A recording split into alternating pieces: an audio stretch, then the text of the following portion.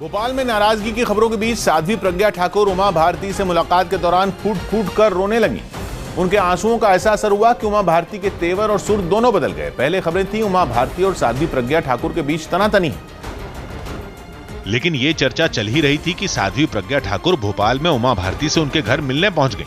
दोनों के बीच लंबी बातचीत हुई। मीडिया के सामने दोनों ने एक दूसरे की तारीफ की, पर जब जाने का वक्त हुआ तब अचानक साध्वी प्रज्ञा ठाकुर उमा भारती से लिपट कर रोने लगी। साध्वी प्रज्ञा के आंसू देख उमा भारती एक पल के लिए असहज हो गई। उन्होंने पूछा भी कि वो क्यों रो रही हैं, लेकिन साध्वी प्रज्ञा ने कोई जवाब नहीं दिया। और ये क्या हो गया? साध्वी प्रज्ञा चुप नहीं हुई तो उमा भारती ने उनका गाल चूमा और उनके आंसू पोंछे। इस दौरान दोनों ने एक दूसरे के लिए स्नेह और सम्मान दिखाया। कुछ पल के लिए सब शांत हो गए। हालांकि उमा भारती ने तभी माहौल हल्का करने के लिए साध्वी प्रज्ञा के लिए प्रचार करने की बात फिर से छेड़ दी। अपन विजय जुलूस में हंसते हुए शामिल होंगे। पहले खबरें थीं कि उमा भारती ने साध्वी प्रज्ञा के लिए प्रचार से इनकार कर दिया था। यही नहीं, ये चर्चा भी थी कि बीजेपी के वरिष्ठ नेताओं ने ही नाराजगी दूर करने के लिए उन्हें उमा भारती से मुलाकात के लिए भेजा। यही वजह है कि साध्वी प्रज्ञा ने इस मुलाकात के दौरान उन्हें मनाने की कोशिश की।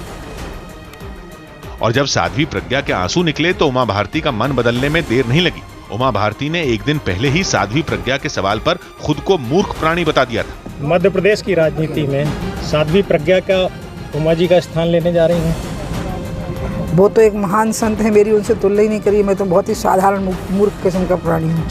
उमा भारती के बयान से ऐसा अनुमान लगाया गया कि उन्होंने साध्वी प्रज्ञा पर तंज कसा, जिसके बाद इस पर घमासान बढ़ गया। इससे पहले की बात पूरी तरह बिगड़ती साध्वी प्रज्ञा ठाकुर उमा भारती से मुलाकात करने उनके आवास पहुंच गईं। खुद उमा भारती ने उनका स्वागत किया। उन्होंने पहले साध्वी प्रज्ञा के माथे पर तिलक लगाया, इसके बाद फूलों की एक माला पहनाई, जिसे पहनने से साध्वी प्रज्ञा हिचक रही थी। स्वागत के बाद साध्वी प्रज्ञा और उमा भारती ने एक दूसरे को गले भी लगाया। और इस तरह साध्वी प्रज्ञा और उमा भारती के बीच नाराजगी की खबरों पर बीजेपी की तरफ से विराम लगने की कोशिश हुई। मुलाकात के दौरान उमा भारती ने साध्वी प्रज्ञा के साथ अपने मजबूत रिश्तों की दुहाई दी।